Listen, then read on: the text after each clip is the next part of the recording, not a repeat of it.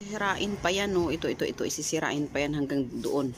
Hanggang sa may sa may karatula na yan. Sisirain pa yan. So, malaki-laki pang magagastos ko. 3K na ang nagagastos ko dyan, eh.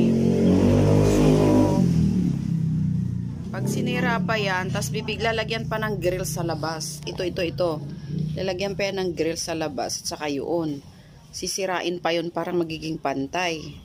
So, siguro magagastos ko pa dyan 2K, maabot ng 5K, no? Ganun. Ayan. Ganyan siya. Pero okay, magiging okay na rin yun kasi nga wala namang upa. So, ang gagawin ko, ang upa ay ipunin ko. Tapos, may balak kasi ako dun sa upa, eh. Oo, may balak ako. Kaya, yun. Okay? Yun siya. Okay naman sana. Ito kasi yung parking area na siya, eh. Parking na yan, bahay na, Yun na yun.